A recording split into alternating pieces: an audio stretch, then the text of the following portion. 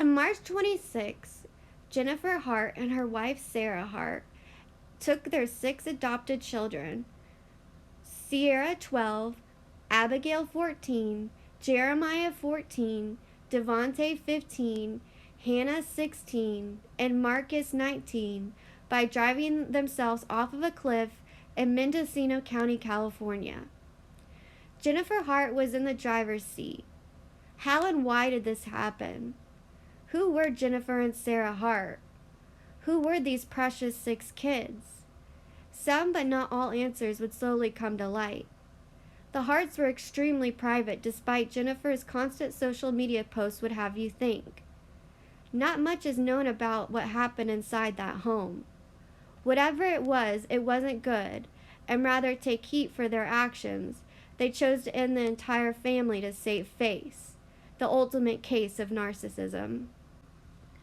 Jennifer Hart was born June 4th, 1979, and was known as the more outgoing and dominant of the couple. Sarah Hart was born April 8, 1979, was always seen as the more quiet but emotional one. Before the Harts adopted the 6 children, they did foster a 15-year-old girl named Lee. Now Lee, which is not her real name, did an interview with the Seattle Times, and I find her interview one of the most interesting because she is one of the few people that actually got inside that home and lived with the Harts, because she was a foster child. She was able to live there, and Sarah and Jen were her pseudo parents for a brief period. So I think her interview is very eye-opening to what Jennifer and Sarah are like. So she starts off by saying that she was a troubled teen, that she was 15 years old and a troubled teen. And I find that sad that she starts off by saying that. It sounds to me like she's still blaming herself for what happened to her, because she's still in this article thinks Jen and Sarah are great women, and it sounds like she thinks she deserves the abuse, which, if you're listening, you don't deserve any abuse whatsoever. If you're a troubled teen, if you're mentally ill, if you're disabled, whatever, you do not deserve to be abused. But I digress. She had moved into Alexandria, Minnesota with Jen and Sarah Hart. And she recollects that for the first 6 months of the summer of 2004 were great. It was before her junior year of high school, and she stayed until spring. Sarah and Jen were in their mid-20s, a few years out of Northern State University in South Dakota, in their home state. The first 6 months were really good, said Lee, who shared her memories by phone and email. We went camping, we went to events, we kept busy, we did a lot of things I hadn't really done before. Sarah was more quiet. Jen was the more outgoing one, Lee said. They lived in a 2-story house with a dog and a bunch of cats. She only vaguely remembers a makeover they brought her to a department store where the Harts worked, described to the Times by a former coworker, Jordy Smith. The girl looked unhappy, the coworker said, and Jen and Sarah stood by with their arms crossed. I was a tomboy. Back then I never wore makeup, Lee explained. Smith said she heard from the couple about some problems they were having with the girl, including that she ate out of the trash, a claim that hurts and baffles Lee, who said she never did such a thing. And this is a common thing with the Harts, is they would always tell people things about their children. They would go around and tell people about their adopted kids that they were crack babies. And a lot of times with the children right there. And I just find that so weird and so unusual to say about your child. Like, hi, this is my kid. He's a crack baby. What? These women are absurd. Anyways, she says that one thing that surprised her was that Sarah was the one that was charged with domestic assault. And we will get to that later about those charges, because Jen was more moody. She was mainly the one Lee started to fight with more and more frequently. It was all over petty things, Lee said. One day the threesome went to Lambeau Field for a Green Bay Packers game. It was a little family trip. They had brought footballs, hoping to have them signed by star running back Amon Green. Jen in particular was a huge fan, but when they approached Green after the game, holding up their footballs, Green picked the teams to sign. It turned into a huge fiasco. Lee said, Jen thought I had done it to be a brat. She just ignored me for days. In later years, neighbors in Oregon and Washington considered the Harts to be protective of their privacy. Some have wondered if their children were kept isolated aside from the music festivals, rallies, and outdoor activities they all did together. Lee's time with the couple perhaps contained hints of that. I remember getting upset at times because I couldn't leave the house. If it wasn't to work or school, she said.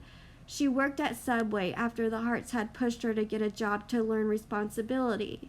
When she asked the couple if she could see friends, she said it was always a no. She had homework or chores to do. If I was doing anything with them, I was home. Maybe they were just trying to keep her safe, she allowed, before living with them. She ran with a much older crowd and did things like leave her mom's home in the middle of the night. Also, Jen and Sarah were young in themselves. They probably weren't ready to foster a teenager, Lee said. Despite growing friction, Lee was planning on staying with the Harts until she was 18. The Harts had asked if she wanted to, and she did. There had been a meeting with officials about it. All the while, they also were planning to adopt children. Lee said fostering her seemed to be paving a way in part by making the couple seem like suitable candidates.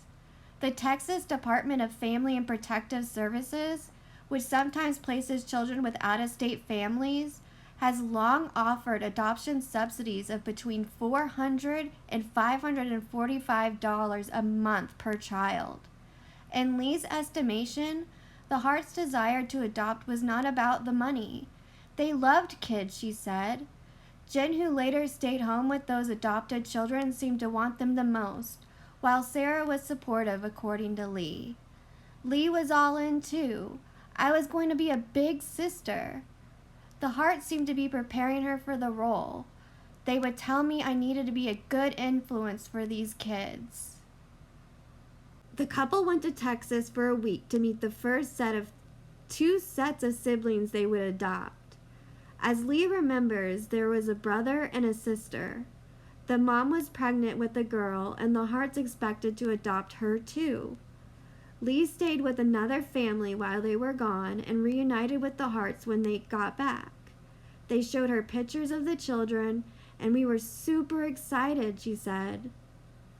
A week before the Texas children were due to arrive, the Harts dropped Lee off for a therapist appointment. Sitting her down, the therapist broke the news. Jen and Sarah would not be coming back to get her. Lee was going to live with a new family, starting immediately.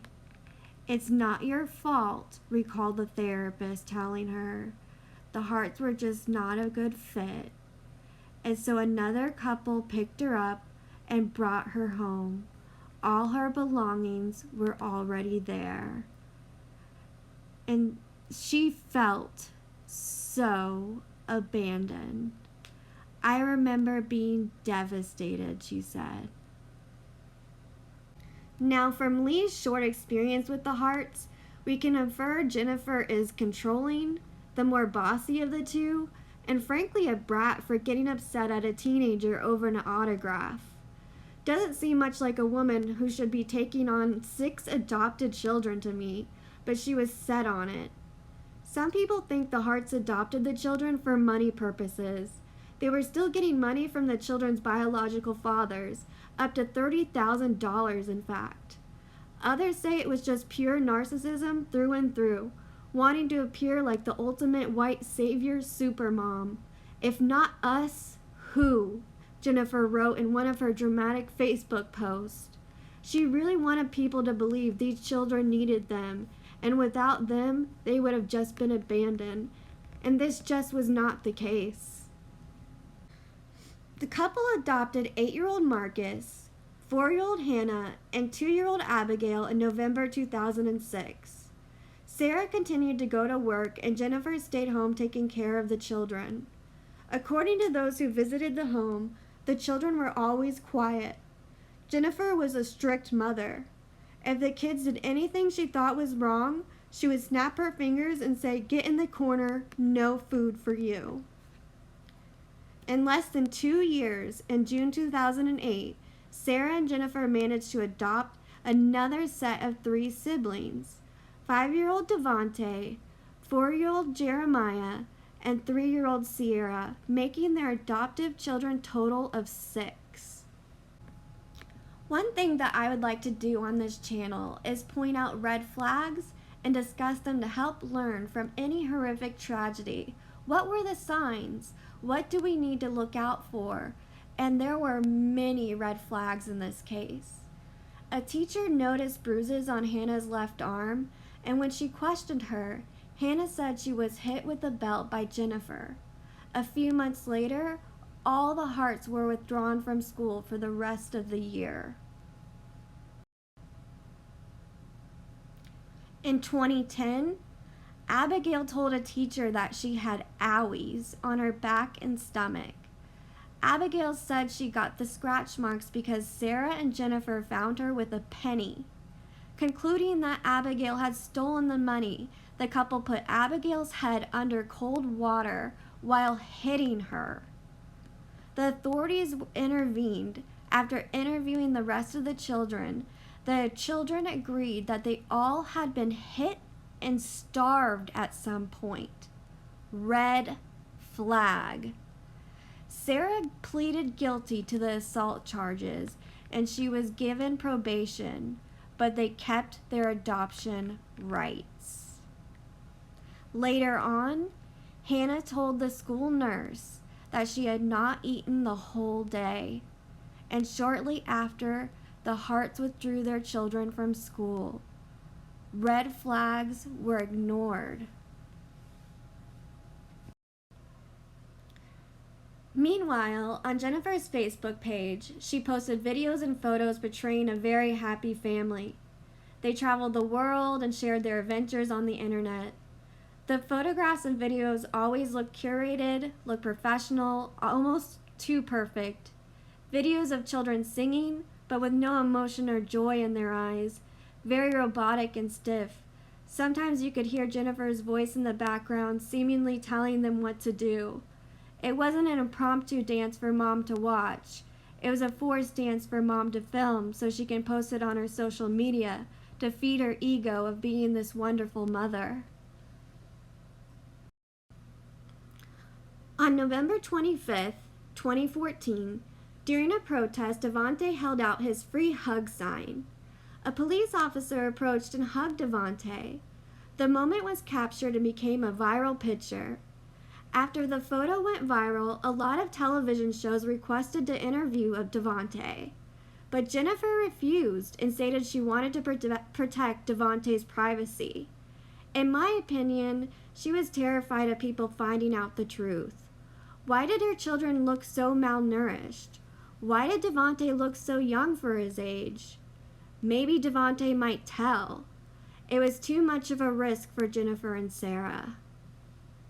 In 2017, Citing being harassed because of the viral image, they moved to Woodland, Washington. I personally think they moved because they had attention on them and they wanted to get away from it. The neighbor claimed that the family always kept their blinds closed and rarely came out of the house. In August of the same year, Hannah jumped out of the second floor window around 1:30 a.m. and ran to the neighbor's house begging for help, but Jennifer showed up and took Hannah home. Here's a clip from the documentary A Threat of Deceit, where the neighbor recalls the incident. Yeah, there's some kids that I feel is being highly abused, and I can't wait till Monday in Woodland, Washington. What's the address? Okay, I'm going to give you the address of my daughter's house because it's right next door. Okay, and what's going on there? The doorbell rang, the dog went crazy, and Hannah just came barging in the door. She was just covered in blackberry weeds and grass, you could tell she'd been running through the weeds. The other night, a little girl jumped out of the second-story window on the roof and then down onto the ground and ran to my daughter, and this is like 2 in the morning, begging them to help her. And she just kind of barged her way in and was pleading with Bruce to help her, to please, protect her, save her, type of thing. And so he starts yelling my name for me to come down because he didn't know what to do. Did the girl ever say why she was scared? No, she was crying, and when they came looking for her, she was begging my daughter not to let them know she was there. And then eventually my son-in-law let him know. So I got up and got her to calm down a little bit and talk, and she started telling us how they were, abusing her, they were racist. In the meantime, her moms and siblings were all out in the property yelling her name and had flashlights looking for her. And so Bruce went and said, she's here. Then they came to the door and they just kind of barged in the house and found her in my bedroom, and she had huddled down between my bed and dresser and was, just scared. And so when the moms approached her, I could see her just like freaking out. So I told them, whoa, back up. You need to give her some space. You're freaking me out now. And so Jennifer took Sarah by the shoulder and pulled her back and said, you go back with the other kids. I'll deal with this. They left, and she stood right there in the entry, and she kind of crouched down to Hannah's size and was telling her, you just need to tell these people you're sorry. Yes, ma'am. And you need to explain to them, that you've just been really sad. It's been a tough week. Yes, ma'am. Just total, robot. And then she had all 4 of the kids come back later and to say everything was okay, and they were all standing at attention like they were just scared to death. The next morning, 6:30 in the morning, my doorbell's ringing. Dear Dana, Bruce, I stopped this morning because I feel awful about disturbing your peace and worrying you in the middle of the night. I was very frustrated with my brother and didn't handle things very maturely, and I'm sorry for telling lies to get attention. I'm working on being more honest and finding better ways to communicate my frustrations. I've been pretty sad about 2 of our cats dying recently, so I was just very sad and frustrated last night. Thank you for being kind. Hannah. Since she's told me about it, I just can't live with it. I'm very concerned for these kids. I just can't let this go any longer. Those kids, I think, is in very serious danger. That very same neighbor that Hannah ran to that night was suspicious of her neighbors. Something wasn't right. The children were never playing outside, despite what Jennifer's social media posts would have you believe. No laughter or screaming coming from the home like you would expect from a family that size. Then on March 15th, Devontae started showing up at her door late at night, asking for food. He first asked for tortillas and comes back the next morning and asks for bread. Dana, the neighbor, told him she doesn't eat bread, but she has tortillas, and she gave him a huge Costco pack of them. He would come back every day, if not every other day, late at night asking for staples like peanut butter and tortillas. Then specifically at one point says non-perishables. Dana, the neighbor, asked about the food. Devontae responds, well, we are teenagers and we do bad things. Sometimes we get punished, and kind of shrugs, and Dana's horrified. She says, what do you mean punished? Devontae responds, well, it used to be a meal, but now it's going into days at a time. Dana tells Devontae there's nothing a kid can do to not be fed. Devontae, looking very scared, says, don't tell Mom. Don't tell Mom. Dana says, who is Mom? You have 2 moms. Devontae says, Mom, and Sarah. He admits to being abused as well as not being fed, and Sarah used to not go along with it, but she's tolerating it now. Dana could no longer stay quiet and called the authorities. Caseworkers visited the home once on March 23, 2018 with no answer, and 3 days before the crash, and once on March 26, 2018, the day of the crash.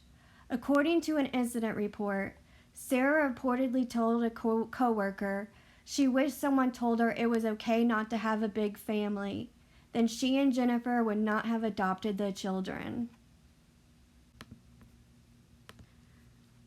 After the crash, the police search of the family home had some interesting findings. Nearly half of the family's income in the most recent years came from the money designated for the care of the kids, all adopted out of the foster care in Texas. Investigators couldn't figure out where the children slept in the Woodland, Washington home. The couple also appeared to bring in as much as $41,000 in a typical year from payments intended for the children's well-being. Parents had a double bed, another bedroom contained 2 foam love seats, and a padded mat where police believe some of the children may have slept. The 3rd bedroom held a twin bed that was not assembled. The Harts lived well beyond their means. Money was tight, and the adopted children were money makers, according to the records found at the scene. 2 of the children yielded the family payments of about $11,000 a year from a man who identifies as the stepfather in the birth family. Jennifer Hart was a stay-at-home mom who homeschooled her children, and Sarah Hart earned about $45,000 as an assistant manager at Kohl's. The parents had recently purchased the $375,000 3-bedroom home and accumulated more than $21,000 in credit card debt. The home was clean and orderly, except for a few dirty dishes in the sink and some clothes piled in heaps around the house. No family photos were on display anywhere. No keepsakes, posters, or other personal objects to indicate that children and teenagers lived in the bedrooms. Clark County investigators found the family's fridge stocked with hot dogs, ham, large pack of chicken breasts, and a large roll of beef. The freezer held corn dogs, frozen tilapia, pizza snack rolls, even though the family claimed to be vegetarian. Even though Jennifer claimed to not drink, but Sarah did occasionally, 17 bottles of wine displayed on the kitchen counters. The couple also had a container of recreational Mary Jane. Jennifer Hart claimed to keep the children away from electronics in favor of camping, gardening, reading books, and caring for animals.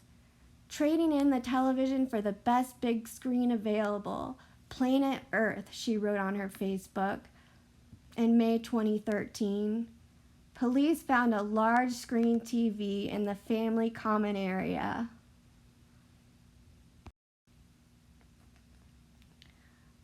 My personal thoughts on this case is Jennifer Hart was extremely controlling and narcissistic.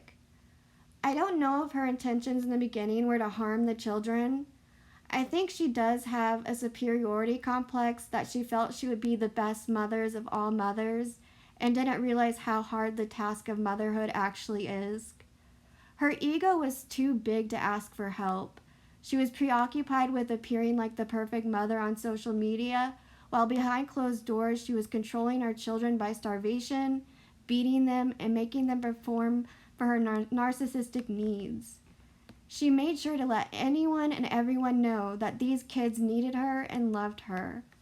The children gave her a sense of validation, but without putting any kind of real emotional work to bond with a child. Sarah, I think, was more passive of the two, but that doesn't make her any less guilty. You stop someone from abusing something innocent, even if the abuser is someone you love. You don't protect them. Even if Sarah felt no love for those children, you would at least think she would have empathy towards them. They both viewed those kids as objects to control. It's sick, and sadly it's not an uncommon story in the foster care system. My heart breaks for those 6 children. Please, if you see something, say something.